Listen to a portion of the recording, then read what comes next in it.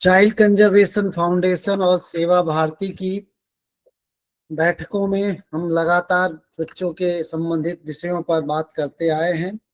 आज एक नए समय के साथ आपके बीच हैं। आप सभी का स्वागत है। 303वीं वेबिनार है हमारी। 303 हम बोलते हैं। तो आज हमारी 330वीं वेबिनार है और एक ऐसी विषय पे हम बात करने वाले, इस पे हमने पहले भी चर्चा किया है। बहुत इनिशियल दौर में जब था तब बातचीत किया हमारे देश में। सरोगेसी की अगर हम बात करें तो सरोगेसी यानी एक महिला या एक पुरुष किसी का भी द्वारा जब वो किसी दूसरे के बच्चे को जन्म देती है, एक व्यक्ति के स्पर्म्स को दूसरे महिला के साथ मिला के इनविट्रो के आईवीएफ टेक्निक के द्वारा दूसरी महिला में इम्प्लांट कर दिया जाए या वाइसा वर्सा कैसे भी किया जाए, इस पूरी टेक्निक को मोटा मोटी, बाकी डॉक्टर साहब डिटेल में बताएंगे, हम सरोगेसी प्रोसेस कहते हैं। बहुत अच्छी प्रोसेस है, बहुत अच्छी व्यवस्था है, खास करके उन लोगों के लिए जो किसी मेडिकल कारण से बच्चे पैदा करने में असमर्थ हैं। हम सभी जानते हैं कि इस प्रकृति की सबसे बड़ी देन है कि वो आप एक महिला या एक पुरुष मिलकर बच्चा पैदा कर सकें, जिससे कि आने वाली जनरेशन चलती रहे। समस्या तब आती है जब इसमें व्यवसायिक इंटरेस्ट जुड़ जाते हैं। जैसे ही इसमें व्यवसायिक इंटरेस्ट जुड़ते हैं तो डॉक्टर से लेकर के, वो महिला से लेकर के, वो पुरुष से लेकर के, वो सारे लोग जो इन्वॉल्व होते हैं इस पूरी प्रक्रिया में, कहीं ना कहीं उसमें उनका अपना हित दिखने लगता है। और तब इस प्रकार की कानूनी जो बाध्यताएं होती हैं, या कानूनी रूप से तो माता पिता वही कहलाएंगे जिन्होंने उसको, जिनका वो स्पर्म लिया गया है। वो महिला जिस बच्चे को जन्म देती है कानूनी रूप से उसकी माता नहीं कहलाएगी। लेकिन इसमें और क्या क्लॉज हैं और किस तरीके से ये समस्याएं आ रही हैं, या हमें इस पे किस तरीके से आज देखने की जरूरत है, वर्तमान परिदृश्य में समाज इसमें क्या सोचता है। सरोगेसी कानून और समाज का दृष्टिकोण, इस पर बातचीत करने के लिए हमारे साथ जुड़े हुए हैं डॉक्टर जितेंद्र गुप्ता। बहुत बहुत स्वागत है सर आपका। आप पीएचडी हैं लॉ में बरकतुल्लाह यूनिवर्सिटी से, एलएलएम भी आपने बरकतुल्लाह यूनिवर्सिटी से किया है। वर्तमान में आप असिस्टेंट प्रोफेसर हैं government state law college Bhopal में। सर, बड़ी विनम्रता के साथ मैं आपसे निवेदन करता हूं, आज का हमारा विषय सरोगेसी कानून और समाज का दृष्टिकोण पर अपनी बात रखें। सर्वप्रथम सर आपको नमस्कार, और जितने भी विभागी जुड़े हुए हैं उन सभी को नमस्कार प्रणाम। आज ये जो विषय है सरोगेसी कानून और समाज का दृष्टिकोण, तो सबसे पहले हम सभी को ये जानने की आवश्यकता है कि यह अधिनियम जो है यह अमीर लोगों के लिए बनाई गई विधि है। इसमें जो गरीब लोग हैं, इसमें इस अधिनियम में कहीं पर भी कोई भी इसमें फायदा नहीं है। तो पहली कमी से ही हम इसको स्टार्ट करना चाहते हैं कि सरोगेसी लॉ जो है वो केवल ऐसे लोगों को फायदा दे रहा है जो अमीर लोग हैं, जो हॉस्पिटल में जाकर बच्चे के लिए लाखों रुपए खर्च कर सकते हैं, क्योंकि एक सरोगेसी प्रक्रिया में कम से कम 25 से 30 लाख रुपए का पैकेज बनता है। अब दूसरी बात हम स्टार्ट करेंगे कि सरोगेसी होती क्या है। जैसे कि अभी चौबे भाई साहब ने भी बताया है कि सरोगेसी मीन्स एक किराए की कोख होती है, एक दूसरे माँ को हम हायर करते हैं और उस माँ को एक जो इस एक्ट में जो प्रोविजन है उस एक्ट को लेकर तो हम अभी चर्चा करेंगे ही, लेकिन सरोगेसी मतलब एक ऐसी माँ को हमने हायर किया है बच्चा देने के लिए कि जो कपल बच्चे पैदा नहीं कर सकते हैं, ठीक है, उन्होंने किसी महिला को हायर किया है बच्चे के लिए, तो एक किराए की कोख ली है। मतलब आप देखिए कि मॉडर्न टाइम में टेक्नोलॉजी कहाँ से कहाँ पहुंच गई कि बच्चों, क्योंकि समाज में एक जो समाज में पेरेंट्स, मतलब जो समाज में यदि हम बात करें तो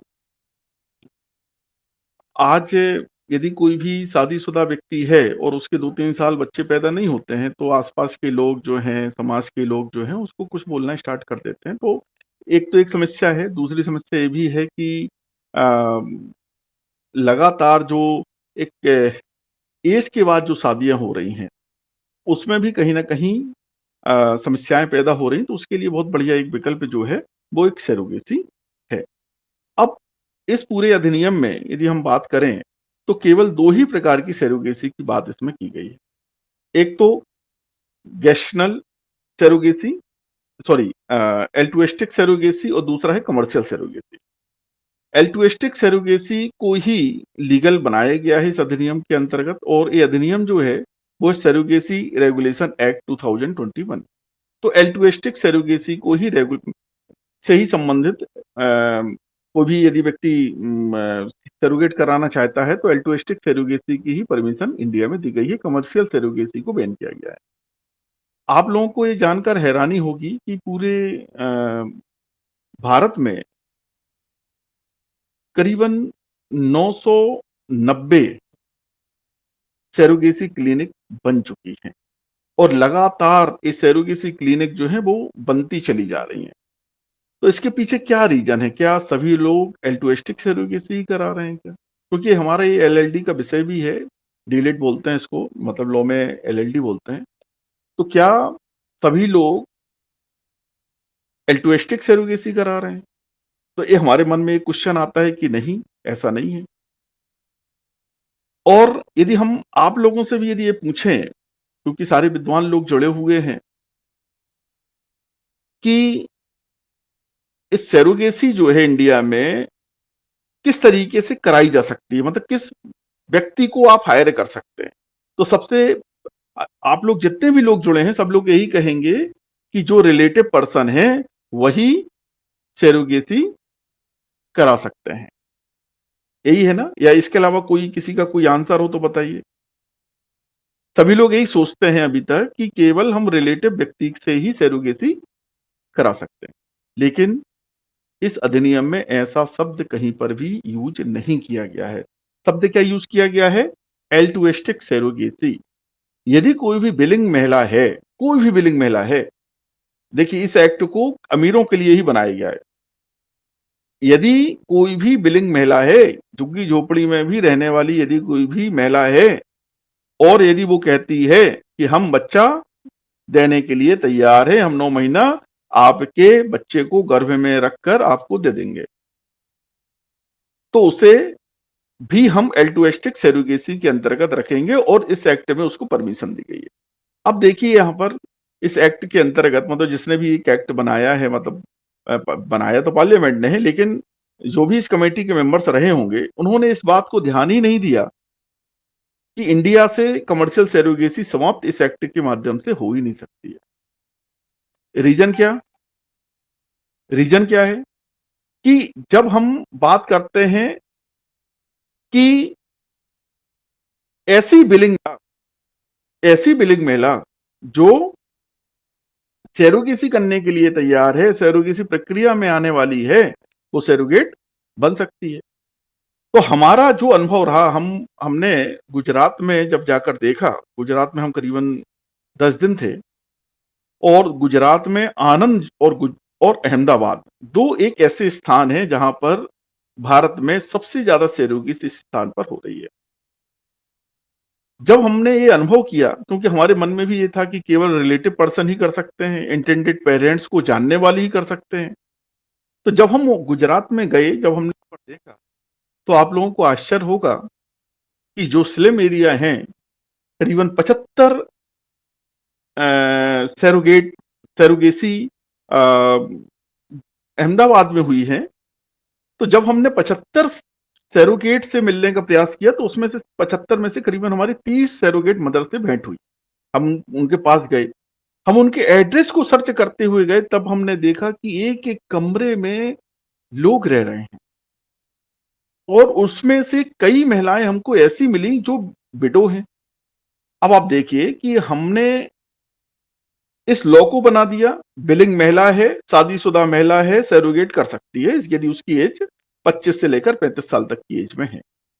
ठीक है। अब यहां पर इंटेंडेड पेरेंट्स भी, यहां पर भी इंटेंडेड पेरेंट्स की भी डेफिनेशन दी गई है कि जो बच्चा चाहता है, आशय रखने वाला व्यक्ति, उसकी एज जो है, पुरुष की एज जो है वो 26 से लेकर 50 साल तक है, और महिला की एज जो है वो 23 से लेकर 50 साल तक है। यदि उसके बच्चे नहीं हो रहे हैं तो वह सरोगेट के माध्यम से बच्चा पैदा कर सकती है। और उसमें भी 4 कारण इसमें, इस पूरे अधिनियम में तो कहीं नहीं दिए गए हैं, लेकिन 2024 में जब नियम बनाए गए तो उसमें ये 4 नियम देखने को हमको मिलते हैं। अब नियम क्या है कि कब कोई एक इंटेंडेड पेरेंट्स जो है वो सैरोगेट करा सकता है। तो पहला क्या कि यदि उसका आईवीएफ जो है लगातार फेलियर की कंडीशन में है तो वह सैरोगेट सैरोगेट करा सकती है। नंबर 2, यदि कोई भी उसको उसके पास अ, गर्भाशय नहीं है तो वह सैरोगेट करा सकती है। इसके अलावा यदि उसे ऐसी कोई बीमारी है जिससे कि यदि वह बच्चा गर्भ में लेती है तो वह उसके जीवन को नुकसान होगा, लगातार उसके एबॉर्शन हो रहे हैं। यदि ये 3-4 कारण हैं तो वह व्यक्ति क्या कर सकता है, सैरोगेट करा सकता है, जिसे हम इंटेंडेड पेरेंट्स के रूप में यहाँ पर जानते हैं। तो आप यहाँ पर देखिए कि जो चीज हमने अहमदाबाद और आनंद में देखी तो टोटली वहां पर कमर्शियल सैरोगेसी ही हमको समझ में आई। जब हमने वहां पर पूछा कि भाई आप क्या इंटेंडेड पेरेंट्स को जानते हैं क्या, तो उन्होंने बोला कि हम इंटेंडेड पेरेंट्स को नहीं जानते। मतलब जब हम एक महिला से मिले जो सैरोगेट मदर थी तो हमने उससे पूछा कि हमने कहा मैडम आप ये बताइए कि आपने क्या इंटेंडेड पेरेंट्स से मुलाकात हुई है क्या? बोले नहीं, हमने अभी तक इंटेंडेड पेरेंट्स को देखा ही नहीं है। और जैसे ही बच्चा हुआ विद इन अ सेकेंड उस बच्चे को इंटेंडेड पेरेंट्स को दे दिया। बोले बच्चे को भी मुझको नहीं देखने दिया। अब यहां कुछ चीजें जो निकल के आ रही हैं, एक क्या समझ में आ रहा है कि हमारे ये धर्म को भी वायलेट कर रहा है। विधवा, यदि कोई व्यक्ति विडोज है तो क्या वो सैरोगेट मदर बन सकती है क्या? ये हम आप लोगों से पूछना चाहते हैं। क्या कोई बिलिंग महिला, यदि कोई बिलिंग महिला है, आपके रिलेटिव नहीं है, झुग्गियों में रहने वाली है, वो इंटेंडेड पेरेंट्स की से उसका कैसे बिलिंग हो सकती है? कैसे उसकी स्वतंत्र इच्छा हो सकती है? मतलब इस समझने की आवश्यकता है कि एक जो इंटेंडेड पेरेंट्स है उसको जब बच्चा देने के लिए बिलिंग की बात आती, बिलिंग मतलब स्वतंत्र इच्छा, स्वतंत्र सहमति, तो वो स्वतंत्र हो ही नहीं सकती। और एक कैसे संभव है कि एक झुग्गी झोपड़ी में रहने वाले, एक नहीं मतलब हम 30 लोगों से मिले तो वहां पर 30 लोग झुग्गियों में रहने वाले लोग हैं जो एक एक कमरे में रह रहे हैं, तो उनकी बिलिंग, उनकी कंसेंट कैसे फ्री हो सकती है? वह तो नल एंड वाइड है अकॉर्डिंग टू लॉ कॉन्ट्रैक्ट। यदि हम कॉन्ट्रैक्ट की बात करें तो उनकी बिलिंग जो सहमति है वो स्वतंत्र हो ही नहीं सकती। अब यहां पर एल्टुइस्टिक सरोगेसी का मतलब यह है कि कोई भी पैसा बिलिंग पर्सन को, जिस जो सरोगेट मदर है उसको इंटेंडेड पेरेंट्स के द्वारा नहीं दिया जाएगा, सिवाय किसके? केवल उसका बीमा कराया जाएगा। बीमा कराने के लिए मतलब उसका 36 महीने का बीमा होता है। जब भी कोई भी सैरोगेट मदर हायर की जाती है उसका कितने महीने का बीमा होता है? केवल 36 महीने का बीमा कराया जाता है। और इसके अलावा जो उसके टेस्ट वगैरह होते हैं उसका ही पैसा उसको देने की बात इस अधिनियम में की गई है और इसको ही नाम दिया है एल्टुइस्टिक सैरोगेसी। क्या एल्टुइस्टिक सैरोगेसी देख रही है क्या? ये भी हमारे मन में क्वेश्चन आना चाहिए कि क्या एल्टुइस्टिक सैरोगेसी है क्या? नहीं है। पहली बात क्या, क्योंकि सरकार ने इस अधिनियम को बनाया जरूर है लेकिन इसके जो उसके बाद जो सर्वे सरकार को कराना चाहिए थे कि क्या एक्चुअल में जो बिलिंग पर्सन है वो कहीं कोई दबाव में तो नहीं है। क्योंकि हम जितने भी लोगों से मिले हैं वो ज्यादातर लोग झुग्गियों में रहने वाले हैं और जो भी इंटेंडेड पेरेंट्स हैं वो महलों में रहने वाले हैं और करोड़ों रुपए खर्च करके वो लोग क्या कर रहे हैं? सरोगेसी करा रहे हैं।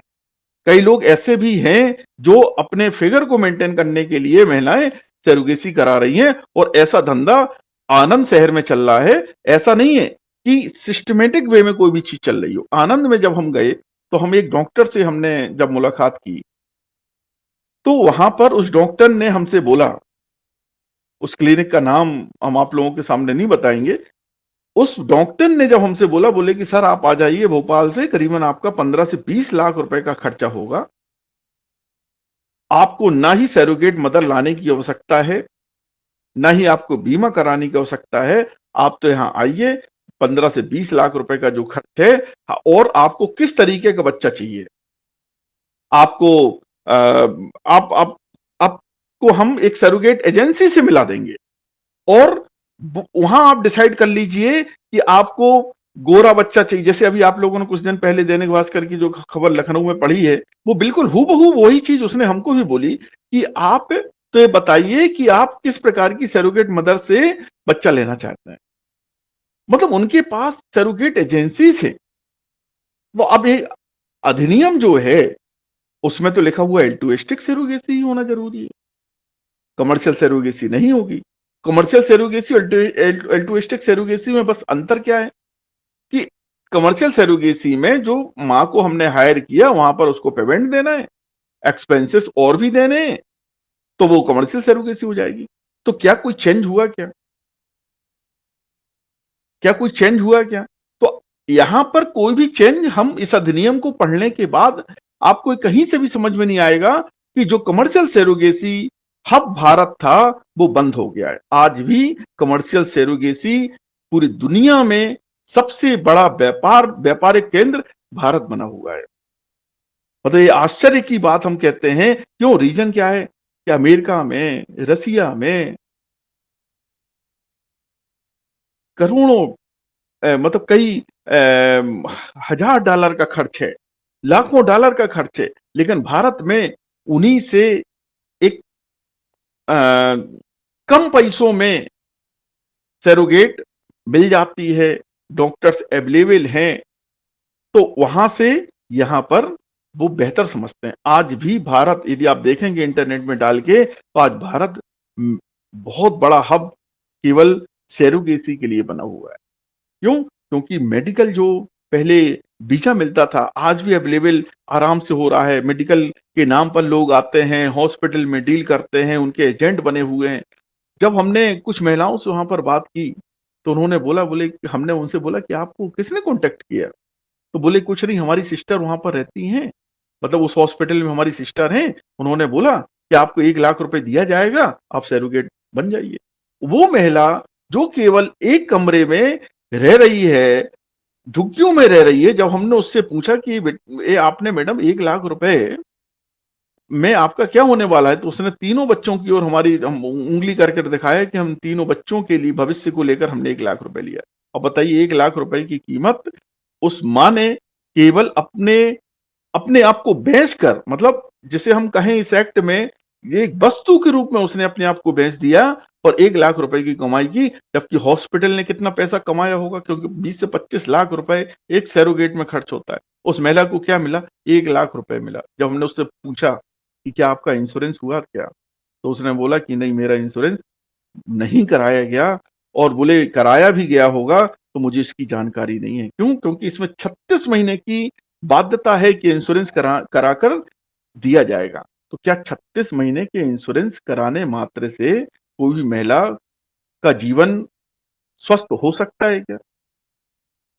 36 महीने का आपने इंश्योरेंस करा दिया, उसके जीवन को कोई भी नुकसान होगा तो इंश्योरेंस, जब वो महिला एबीसीडी ही इंश्योरेंस के बारे में नहीं जानती है तो कैसे क्लेम मिलेगा? ये दूसरा प्रश्न है। तीसरी बात यह है कि आप देखिए, कुछ स्टेट में आज भी सरोगेसी क्लिनिक नहीं है, कोई भी रजिस्टर्ड सरोगेसी क्लिनिक नहीं है, लेकिन वहां पर भी सरोगेसी चल रही है। अभी उत्तर प्रदेश ने कोई भी सरोगेसी क्लिनिक नहीं स्थापित की गई है।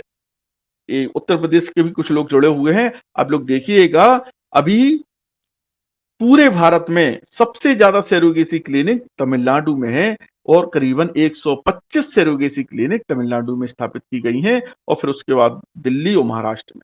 तो जो गढ़ है सरोगेसी का, ये हम अंदाज लगा सकते हैं कि सबसे ज्यादा सरोगेसी जो है वो तमिलनाडु में हो रही है, लेकिन इसकी कोई भी जानकारी सरकार के पास में नहीं है। जब हमने मिनिस्ट्री से संपर्क किया, मिनिस्ट्री ऑफ हेल्थ से संपर्क किया दिल्ली जाकर, यदि आप दिल्ली का यदि कोई व्यक्ति हो, तो वहां पर स्वास्थ्य विभाग रेड क्रॉस सोसाइटी में बना हुआ है, मिनिस्ट्री ऑफ हेल्थ संसद भवन के सामने बना हुआ है। जब हमने उनसे कहा कि क्या आपके पास कोई भी डेटा है कि भारत में कितने बच्चे सरोगेसी के अंतर्गत हुए हैं? तो उन्होंने ये जवाब दिया कि हमारे पास कोई भी डेटा नहीं है।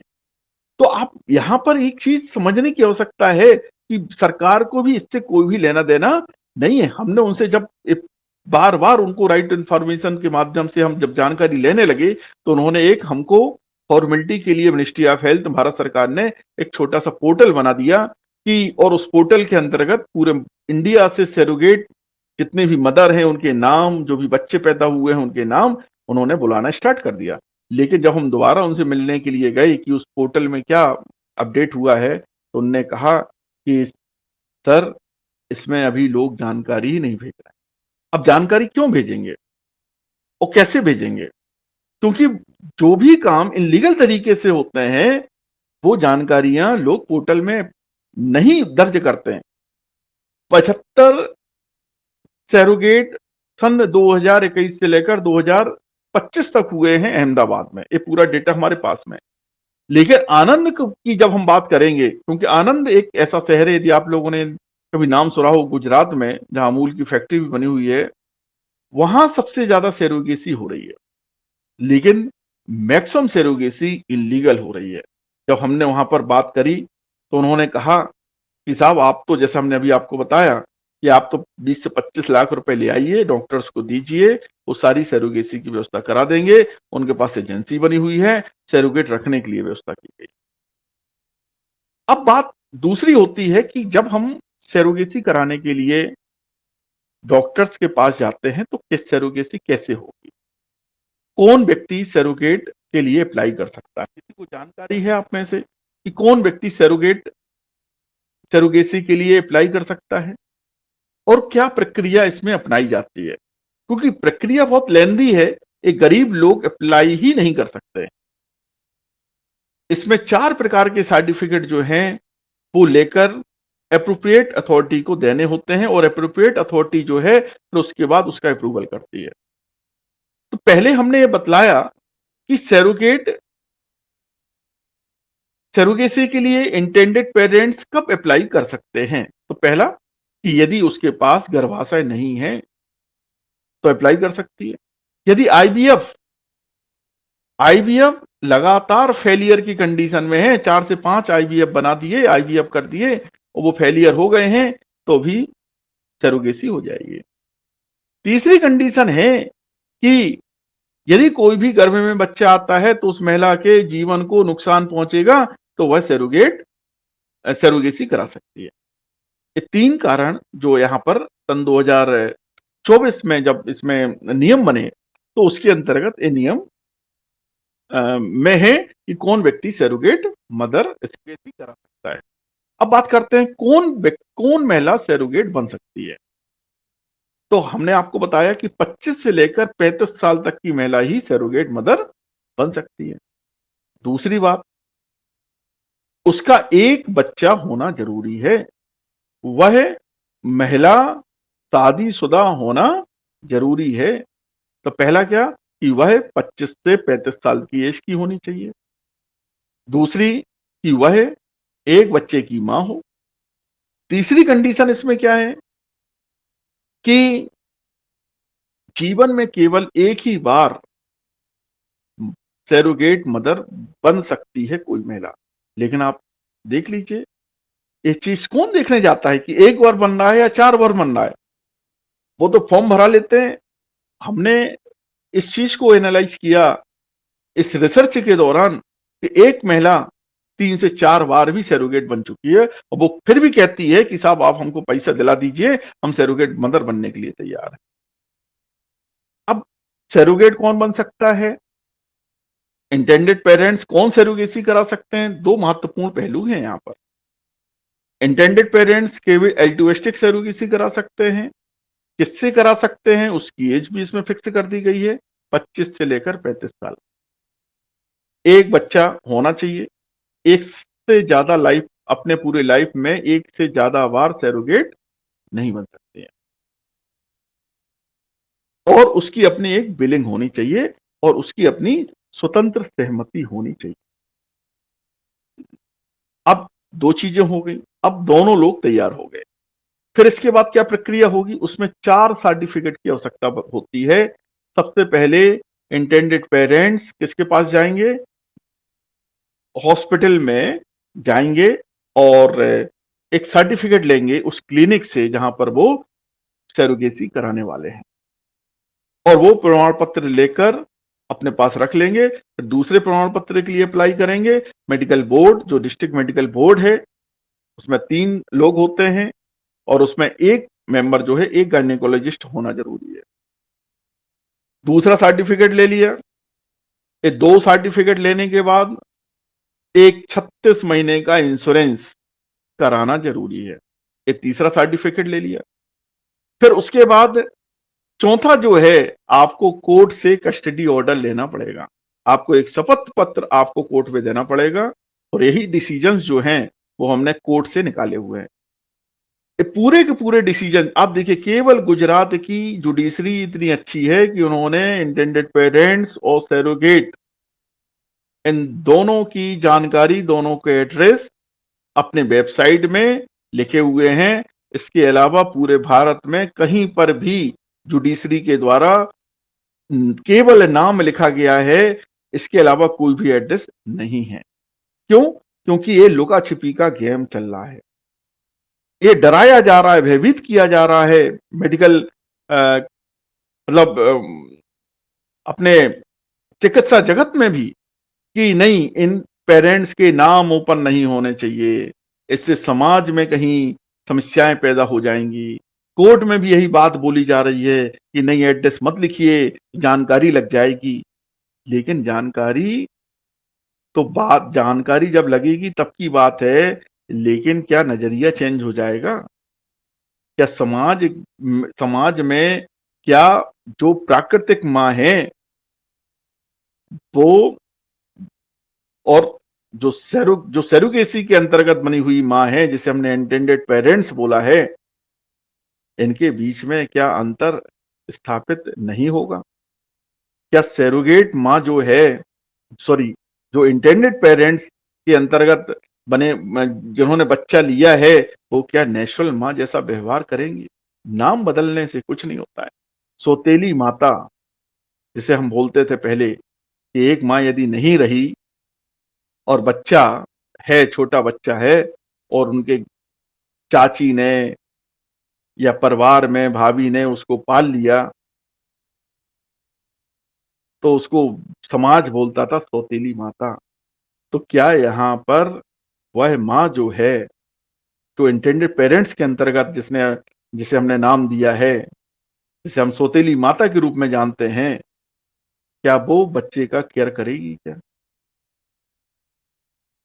क्या उस बच्चे को जो राइट्स मिलने चाहिए, यदि सपोज करो बच्चा 10 साल का है, 12 साल का है, वो ऊधवी बच्चा हुआ, लगातार समस्याएं वो पैदा यदि कर रहा है, तो क्या उस बच्चे के साथ मारपीट नहीं होगी? क्या उस बच्चे का ध्यान रखा जाएगा? क्या उस बच्चे के मानव अधिकार जीवित रहेंगे? क्या उस बच्चे की परवरिश अच्छे से होगी क्या?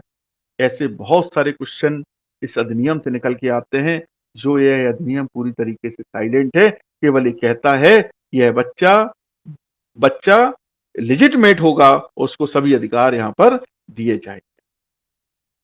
अब यहां पर अधिकारों की बात यहां पर लिख दी गई, लेजिटमेट बना दिया गया। क्या उसको देखने के लिए कोई एजेंसी बनी हुई है क्या? ये आप लोगों से हम पूछना चाहते हैं। क्या उस बच्चे का क्या होगा? अब दूसरा क्वेश्चन आता है कि एक मां जिसने उस बच्चे को पैदा किया, और जो उसको मां के रूप में फीडिंग करानी चाहिए थी, और जो उसके इम्यूनिटी के लिए, उस बच्चे के लिए जो मिल्क की आवश्यकता थी मां के, क्या वो उस बच्चे को मिल पा रहा है क्या? क्या वह जो प्राकृतिक मां है, वो अपने जीवन भर उस बच्चे को लेकर चिंतित नहीं रहेगी क्या? सैरोगेसी का कंसेप्ट आज से नहीं है, ये सदियों पुराना है। हमारे तो प्राचीन समय में भी आप देखेंगे बहुत सारे धर्म ग्रंथों में सैरोगेसी की बात की गई है। ऐसे बहुत सारे देवी देवता हैं जो सैरोगेसी की प्रक्रिया से पैदा हुए हैं, तो इनडायरेक्टली हम सैरोगेसी की बात कर सकते हैं। और उसमें जो भगवान हनुमान जी हैं उनका नाम भी हम लेते हैं, हम कार्तिकेय भगवान का भी नाम लेते हैं, हम इसके अलावा जो 100 कुंती के जो कौरव थे हम उनकी बात भी करते हैं,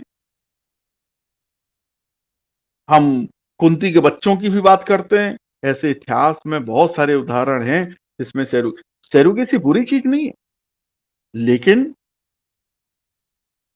सिस्टमेटिक यदि चीजें हों, आज भी इस पूरे अधिनियम को देखने पर ये समझ में आता है कि कमर्शियल सैरोगेसी चल रही है। हमारी इसमें आलोचनात्मक दृष्टि नहीं है, हम केवल इसको इस एक इंटेंडेड पेरेंट्स के फायदे के लिए अधिनियम बनाया गया है, ऐसे लोगों के फायदे के लिए अधिनियम बनाया गया है जो बच्चे पैदा नहीं कर सकते। यह अधिनियम बुरा नहीं है, लेकिन इस अधिनियम में बहुत सारे संशोधनों की भी आवश्यकता हमको जान पड़ती है। अब दूसरी बात हम करते हैं कि एक सैरोगेट मदर जिसने बच्चा रखा है पेट में, उस बच्चे की केयर वो क्या सैरोगेट मदर करेगी क्या? उसके मन में क्या है, उसका साइकोलॉजिकल इफेक्ट जो है, साइकोलॉजिकल यदि हम बात करें, वो क्या सोच रही है? वो सोच रही है कि हमने तो क्या किया, उस बच्चे को गर्भ में रखा है, हमारा वो बच्चा नहीं है, हम तो किसी अन्य व्यक्ति को देना चाहते हैं। तो वो क्या उस बच्चे की परवरिश करेगी क्या? एक बच्चा जो इस दुनिया में आने वाला है, उस बच्चे की परवरिश किस तरीके से हो रही है? तो क्या समाज इस तरीके से अंधा हो गया है कि केवल बच्चे के लिए कुछ भी करने के लिए तैयार है? उस मां के लिए कोई उससे चिंता ही नहीं है, या मां के लिए चिंता नहीं है और बच्चे के लिए भी चिंता नहीं है। और सामाजिक और फिर इस तरीके से इन चीजों को झुटलाया जा रहा है कि नहीं, इंटेंडेड पेरेंट्स की हम जानकारी नहीं देंगे, हम ये नहीं बताएंगे कि बच्चा किस हॉस्पिटल से पैदा हुआ है। ये तो साहब मेडिकल हमारे चिकित्सा जगत में इसको हम डिनाई करते हैं, हम इसको नहीं बताएंगे। जो गार्जियन हैं, जो इंटरनेट पेरेंट्स हैं, उनकी कोई जानकारी नहीं देंगे, डॉक्टर्स की कोई जानकारी नहीं देंगे, बच्चा पैदा हुआ है कि कहाँ कौन सी सैरोगेट हम उसकी कोई जानकारी नहीं देंगे।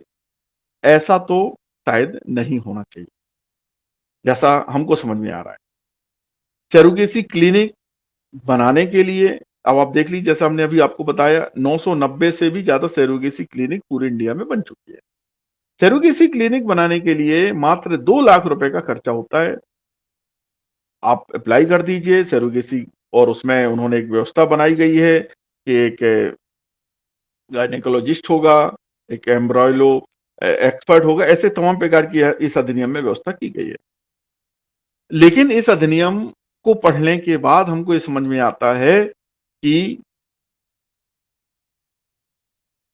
जो सैरोगेसी की चीजें 2021 के पहले चली आ रही थी, जिसे हम कमर्शियल सैरोगेसी के रूप में जान रहे थे, इसको हम रोकना चाहते थे भारत में कि सैरोगेसी कमर्शियल सैरोगेसी ना हो, इस अधिनियम बनने के बाद ऐसा संभव नहीं हो पाया है। आप लोगों का किसी का कुछ विचार हो इसमें तो आप लोग भी शेयर कर सकते हैं, क्योंकि अपन इंटरेक्शन के रूप मतलब इंटरेक्शन भी कर सकते हैं इसको लेकर। वैसे तो अभी ये वन वे रहता है, अगर आपका बात खत्म हो गई हो तो मैं सत्र ओपन करूं, फिर उस पर बात करेंगे।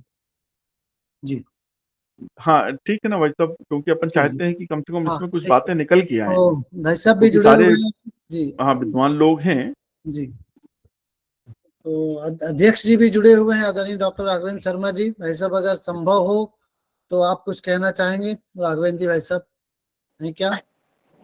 जी जी डॉक्टर कृपाशंकर जी जी। जी जी भाई साहब। भाई साहब मेरी प्रणाम। आवाज आ रही है? जी भाई जी साहब आ रही है।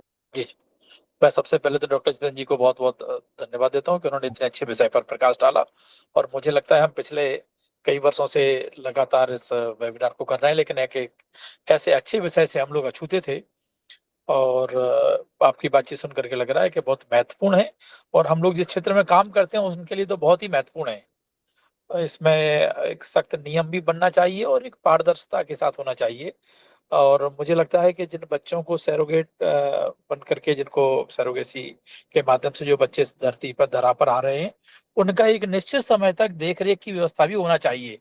जैसे हम बच्चों को गोद लेने वाले बच्चे के बारे में कुछ नॉर्म्स हैं और एक आफ्टर उसकी सारी देखभाल करते हैं, ऐसा इनका भी कोई ना कोई नियम होना चाहिए। आज की इस चर्चा में हम सब लोग जितने भी लोग हैं सब बच्चों के लिए काम करने वाले लोग हैं। तो मुझे लगता है हम इस पर कोई एक अच्छा एक कोई ड्राफ्ट बनाएँ। हम एक द अलग-अलग राज्यों में, देश में जो कानून है, अलग-अलग राज्यों में अगर कोई गाइडलाइन हो उसकी, तो वो इकट्ठी करें और इन सबको इकट्ठी करने के बाद कोई एक ऐसा एसओपी दें कि जो पूरे प्रदेश के लिए, देश के लिए, सभी प्रदेशों के लिए उपयोगी हो। तो मुझे लगता है हमारे सेमिनार इस सत्र का बहुत ही उपयोग होगा और मैं भारत सरकार और मध्य प्रदेश सरकार दोनों से इस पे क आगे एक जो हम लोग सुझाव दें, उनके अनुसार कुछ काम हो इसके लिए प्रयास करूँगा। तो मुझे लगता है जितेंद्र जी ने जो रिसर्च की है वो समाज के लिए उपयोगी होगी और आज हम सबके सामने यह एक विषय उन्होंने बीज के रूप में डाला है। इसको भी हम लोग अच्छी तरह से पढ़ करके, समझ करके और ऐसा एक ड्राफ्ट तैयार करें, मैं ऐसा चाहता हूँ। जी, बस इतना ही कहना है मुझे। जी भाई साहब, बहुत अच्छे सुझाव भाई साहब के कि इस पे कुछ ड्राफ्ट के रूप में काम किया जाए और जो नियम आपने डॉक्टर साहब ने बताया, डॉक्टर जितेंद्र गुप्ता ने किया, उस पर कुछ परिवर्तन किया जा सकता है। तो सत्र ओपन है, जिसको भी प्रश्न पूछना है एक बार हैंड रेज करके बात कर सकते हैं। श्यामल राव जी भाई साहब कुछ कहना चाहते हैं आप? जी जी भाई साहब ने हैंड रेज किया, इसके बाद आपकी तरफ चलेंगे। जी श्यामल राव जी भाई साहब। मेरा ये कहना है कि डॉक्टर साहब बता रहे थे कि जो इलीगल रूप से जो वो सेरोगेसी चल रही है ना, क्योंकि लीगल है तो उसमें लीगल में सारी चीजें जो कंडीशन जो होती है वो सब फॉलो कोर्ट के माध्यम से हो जाती है। लेकिन जो इलीगल जो चल रहे हैं, जिसमें जैसे किसी का सेरोगेसी तो हुआ और उसका बच्चे का बर्थ सर्टिफिकेट बनना है, कैसा बनना है, और उसका उसको उसके माँ का नाम क्या रहेगा, पिता का नाम कैसा रहेगा, वो इलीगल रूप में वो कैसे उसको कानूनी परिप्रेक्ष्य में कैसा जा सकता है। वो ये तो बहुत बड़ा चैलेंजेस हो सकता है, मुझे ऐसा लगता है। तो मुझे ये कहना कि मतलब कि लीगल चल रहा है तो उसको कैसे उन लोग लीगल करते होंगे, मेरे समझ से परे है। इसमें थोड़ा मार्गदर्शन दें आप। हाँ, बिल्कुल सर, आप बिल्कुल सही कह रहे हैं। हमारा भी यही क्वेश्चन था। हमने जब सैरोगेट बोर्ड, क्योंकि इसमें 2 बोर्ड बने हुए हैं, एक नेशनल बोर्ड है, एक स्टेट बोर्ड है, मतलब सारे इंडिया में स्टेट बोर्ड्स बनाए गए हैं और एक नेशनल बोर्ड बना हुआ है। तो हमने जब यहाँ पर ये बात चर्चा की कि आप हमको ये बता दीजिए कि किन लोगों ने सैरोगेसी कराई है मध्य प्रदेश में। उन्होंने बोला कि मध्य प्रदेश में 15 लोगों ने सैरोगेसी अभी तक कराई है, सन 2021 के बाद से लेकर अभी तक। तो उन्होंने पूरी प्रक्रिया बताई, सारी चीज़ें। जब हमने उनसे जानना चाहा कि आप हमको बता दीजिए कि भाई जो बच्चे हुए हैं, उनका आपने कैसे बर्थ सर्टिफिकेट बनाया, क्या किया? तब जानेंगे ना जब जाकर उनसे बात करेंगे बच्चों से या फिर उनके गार्जियन से, मतलब जो इंटेंडेड पेरेंट्स हैं। लेकिन उन्होंने कोई भी जानकारी नहीं दी। तो एक गुपचुप तरीके से, मतलब एक होता नहीं है कि हम अपने फायदे के लिए कि नहीं ये तो सब साहब हम सब सारी चीजें छुपा कर रखेंगे, हम नहीं बताएंगे कि कौन इंटेंडेड पेरेंट्स हैं, कौन सैरोगेट मदर है, ठीक है, कौन बच्चे हुए, बच्चों का कैसे रजिस्ट्रेशन हुआ, हम कुछ नहीं बताएंगे। हम उनकी जानकारी नहीं देंगे, नहीं तो उनको समाज में नुकसान होगा। तो नुकसान बच्चे को नहीं है। हम नर्मदापुरम में जाकर मिले डॉक्टर से, तो डॉक्टर ने बोला कि हमारे, और इसमें सैरोगेसी में एक चीज और बताना चाहते हैं कि ज्यादातर बच्चे जो हैं वो ट्विंस होते हैं, या तो 3 बच्चे होंगे या 2 बच्चे होंगे। तो ज्यादातर मामलों में, कुछ ही मामले ऐसे हैं जहां पर सिंगल बच्चे होते हैं, नहीं तो ट्विंस ज्यादा होते हैं। ऐसा करके, क्योंकि हमारी जो रिसर्च है उसमें उन्होंने बताया कि नहीं, ज्यादातर 2 बच्चे होते हैं। दूसरी बात यह है कि जब हम नर्मदापुरम गए तो हमने नर्मदापुरम में भी उनसे पूछा कि साहब हमको बता दीजिए। बड़ी मुश्किल से उन्होंने एक जुड़वा बच्चे की फोटो हमारे सामने रखी। तो हमने उनसे पूछा कि साहब इनका रजिस्ट्रेशन, जैसे जो आपने पूछा, वो बोले हमको साहब कुछ भी नहीं है जानकारी, हमने तो सब उनका करा दिया। और सैरोगेट भी हमने बुलाई थी, सैरोगेट में भी हमने सैरोगेट मदर को भी इतना इतना पेमेंट कराया। और उनका ये भी कहना था कि वर्तमान में भी यदि आप सरोगेसी कराना चाहते हैं तो सरोगेट मदर को तो पैसा आपको देना पड़ेगा। तो ये अमीरों की विधि जो है वो केवल अमीरों तक ही सीमित है। यदि कोई झुग्गी झोपड़ी में रहने वाला व्यक्ति है, मध्यम परिवार में रहने वाला व्यक्ति है और उसके बच्चे नहीं हो रहे हैं, उसका गर्भाशय नहीं है, यूट्रस नहीं है, आईवीएफ उसका फेल हो गया, तो वो सरोगेसी नहीं करा सकता इस अधिनियम के अंदर। क्यों? क्योंकि वकील ही इसमें 4 से 5 लाख रुपए ये 4 सर्टिफिकेट दिलाने के लिए और इंश्योरेंस कराने के लिए पैसा लेते हैं। मतलब भोपाल में भी जब हम एक XYZ वकील साहब से मिले तो बंसल हॉस्पिटल में उनसे हमारी भेंट हुई, तो उन्होंने बताया कि साहब हम तो 2.5 लाख रुपए लेते हैं। तो 2.5 लाख रुपए वो अभी मांग रहे हैं, तो इसका मतलब है कि आने वाले समय में जब हम उनके टच में जाएंगे तो वो कितना मांगेंगे हमसे? 4 लाख रुपए। मतलब इतना खर्चा हो जाएगा। तो ये प्रक्रिया जो है वो एक बंद कमरे में सब सारी चीजें चल रही हैं और इसके बारे में जानकारी ना विभाग दे रहा है और ना ही देने के लिए वो तैयार है। हमने तो एड़ी चोटी लगा दी सर, लेकिन कहीं से भी कोई भी जानकारी हमको इस बारे में अभी तक प्राप्त नहीं हुई है। मतलब हमारे पास करीबन 30 से 40 सूचना के अधिकार हैं जो हम नेशनल कमीशन तक गए, लेकिन उन्होंने उस चीज को डिनाई कर दिया, क्योंकि जब तक हम मिलेंगे नहीं बच्चे से, जब तक हम उनके गार्जियन से नहीं मिलेंगे, तब तक शायद ये आपने जो हमसे क्वेश्चन पूछा है तब तक इसका जवाब नहीं मिल पाएगा। क्योंकि या तो क्योंकि डॉक्टर साहब मैं ये कह रहा था कि आजकल मतलब इतना मतलब है कि ऑनलाइन सब फैसिलिटी है कि मतलब अर्ली मदर का रजिस्ट्रेशन से लेके सारी चीजें जो डिटेल आखिरी तक जाती है। हाँ, और उसमें IMR MMR की मोर्टेलिटी दिखी जाती है, तो उसमें हम मतलब शासन कैसी मतलब ट्रांसपेरेंसी कैसी रखेगी बताइए इन चीजों में। हाँ, इलीगल में तो बड़ा मुश्किल है, और इलीगल में और फिर जब आप यदि लीगल तरीके से बच्चा पैदा नहीं हुआ है, मतलब इसको तो हम ये मान के ही चलेंगे कि उसका प्रॉपर्टी में भी कोई राइट नहीं मिलेगा उसको।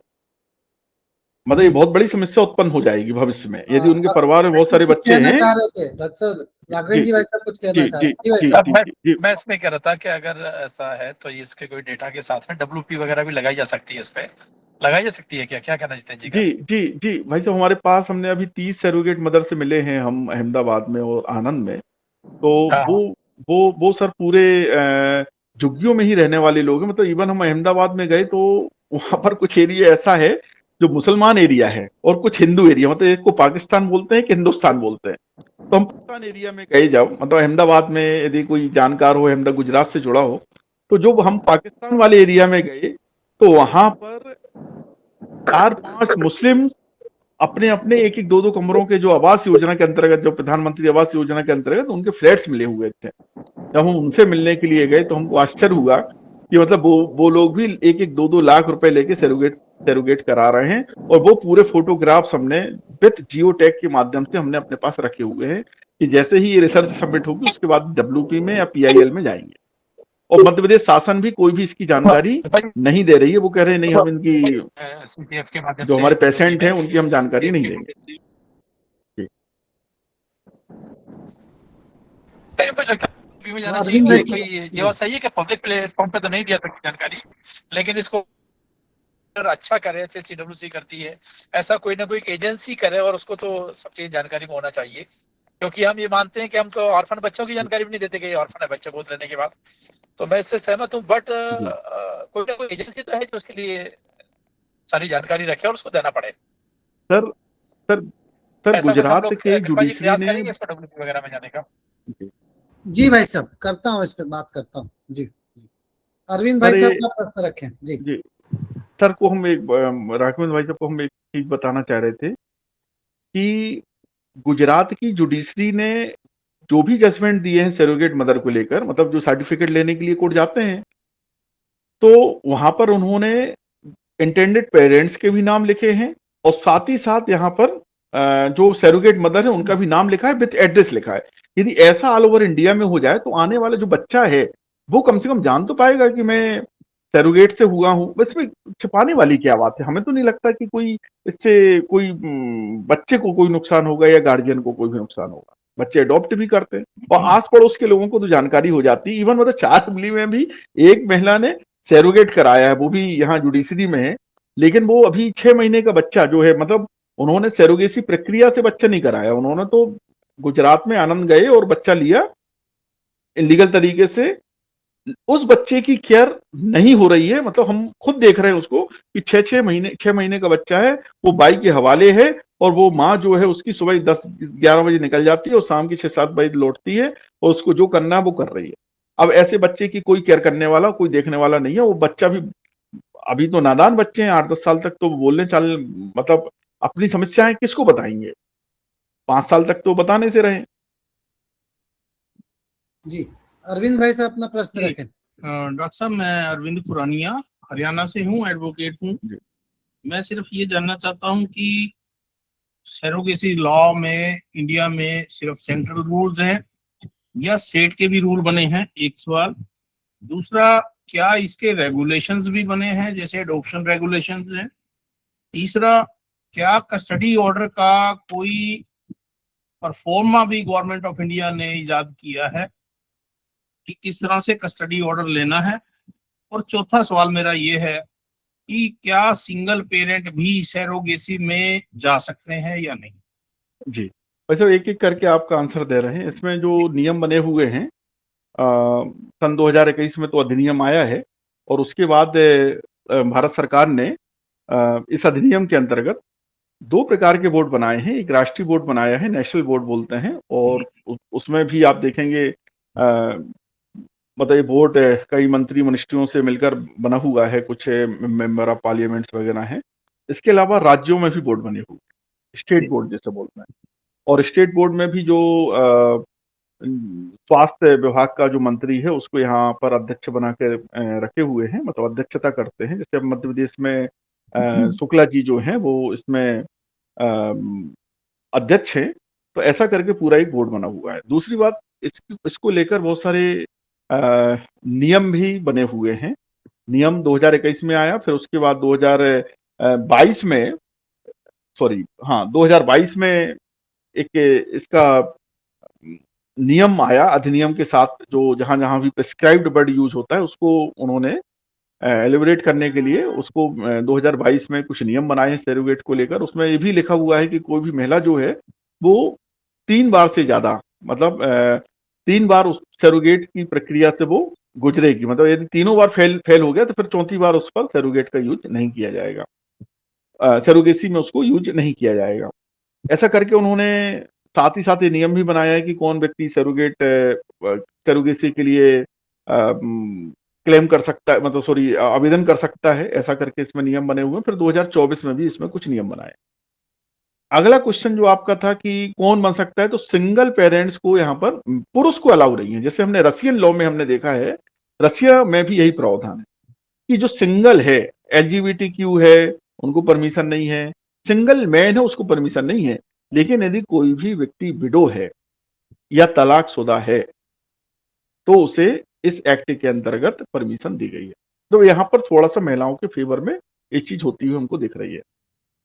वो सरोगेट करा सकते हैं, लेकिन मैन को परमिशन नहीं है। यही बात हमारे रशियन लॉ में भी है, क्योंकि Right. ज़्यादातर जो चीज़ें हैं वो रशियन लॉ से हमने इस अधिनियम में ली हैं। डॉक्टर साहब, मैं सिर्फ इतनी बात जोड़ना चाहूंगा कि इस विषय पे हम काम कर सकते हैं लीगल वे में, CCF के साथ मिलके, डॉक्टर चौबे जी के साथ मिलके, और इसमें हम काम करेंगे बिल्कुल। थोड़ा सा मैं इसमें काम शुरू करता हूँ और आपकी हेल्प भी लूंगा इसमें। भाई Thank you. साहब, आप भी मान के चलिए कि कमर्शियल सरोगेसी नहीं रुकी है। 2021 में जो एम लेकर, जो कुछ पर्पज लेकर भारत सरकार ने जो अधिनियम बनाया, बड़ा अच्छा एक्ट है। लेकिन कट कॉपी पेस्ट जी। इसमें ज्यादातर देखने को मिल रहा है। कुछ रशियन से हमने प्रोविजन ले लिए, कुछ अमेरिकन से प्रोविजन ले लिए। जी। दुनिया के ऐसे बहुत सारे कंट्रीज हैं जहां पर भी सरोगेसी की परमिशन भी नहीं है, क्योंकि एथिकल इशूज भी है। अपने भारत में भी एथिकल इशू है। जी, तो जी। जो इंटेंडेड पेरेंट्स की बात कर रहे हैं, हम मतलब सौतेली माता बोलते थे पहले उनको। राइट। आज उसको हम इंटेंडेड पेरेंट्स बोल, वो सौतेली माता कैसे माँ हो सकती है? राइट। तो इसमें कुछ ना कुछ तो कठोरता के साथ मतलब हाँ, पूरा 4 कॉर्नर लॉ आना चाहिए इसमें। हाँ, मतलब इसमें पनिशमेंट तो है। अन्य कह दिए साहब 10 साल की सजा होगी, आप इलीगल तरीके, लेकिन कैसे प्रूफ होगा? यस। Thank you. वंदना दीदी हैंड रेज की। वंदना जी अपना प्रश्न रखें। हाँ सर, मेरा आपसे ये सवाल है कि आपने अपने प्रेजेंटेशन के दौरान ये बताया कि यूपी में कोई भी सेंटर नहीं है जो लीगली एस्टेब्लिश्ड है, जबकि तमिलनाडु सबसे फर्स्ट नंबर पे है, दिल्ली और आपका ये महाराष्ट्र उसके बाद आते हैं। तो सर ये मतलब हिडन फॉर्म में ये चल रहे हैं या बिल्कुल है ही नहीं, और ये ऐसा क्यों है सर? नहीं, अभी तक आप वेबसाइट में देखें कि इनकी जो सरोगेसी ART और सरोगेसी रजिस्ट्री करके है, वेबसाइट में आप लोग भी सर्च कर सकते हैं सभी लोग। उसमें अभी हमने करीबन 10 दिन पहले देखा था, वो लगातार उसकी संख्या बढ़ रही है। 10-20 रोज क्लिनिक बन रहे हैं इंडिया में। तो करीबन अभी 990 करीबन क्लिनिक हमको देखने को मिली है। लेकिन इसमें उत्तर प्रदेश में कोई भी क्लिनिक हमको देखने को नहीं मिली है। उसमें उनकी किसी भी क्लिनिक ने अभी तक या तो अप्लाई नहीं किया, या फिर उस स्टेट ने, क्योंकि ये पूरा का पूरा चाबी जो है ना, पूरे अधिनियम की चाबी जो है वो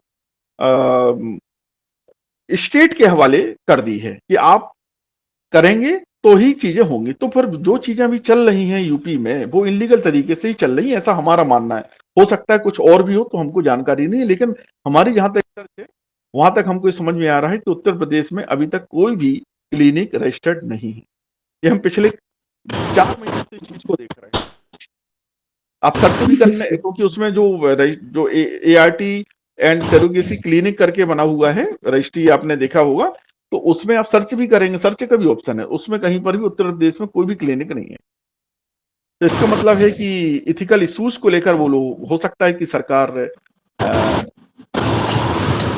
जी ना परमिशन दे रही हो। मेरा भी यही मानना है, क्योंकि पर्सनल लेवल पे या प्राइवेट लेवल पे ये चीजें तो हो रही हैं, लेकिन अगर कोई सेंटर के थ्रू नहीं हो रही हैं तो वो कितना लीगल है या नहीं है, इसका थोड़ा सा ये है, इशू है। देखिए मैडम, एक बच्चा जो इस दुनिया में आ रहा है उसकी तो चिंता होनी चाहिए हमारे समाज को। और यदि चिंता नहीं की जाएगी तो आने वाले समय में बहुत बड़ा नुकसान समाज को होगा। जी जी, ठीक है, थैंक यू सर। जी सर, धन्यवाद। और किसी के प्रश्न हैं?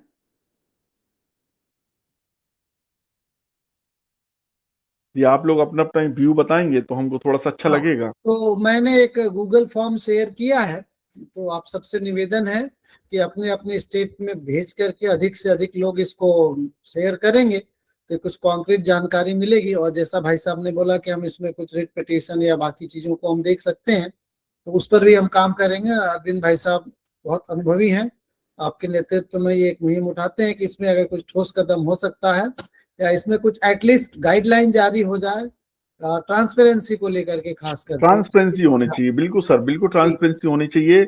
इसमें ये नहीं बोलना चाहिए कि हम पेशेंट के नाम नहीं बताएंगे। हाँ। जब भाई आप सारी चीजें ओपनली कर रहे हैं, सर्टिफिकेट दे रहे हैं, कोर्ट